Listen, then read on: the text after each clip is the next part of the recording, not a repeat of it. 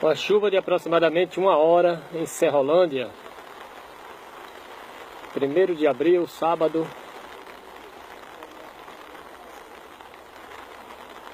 Já tem um caminhão atolado ali, ó. Tô passando aqui na rua que ainda está sem calçamento. Acabou ali atolando dentro da água, a enxurrada que desce aí das ruas da cidade de Serrolândia.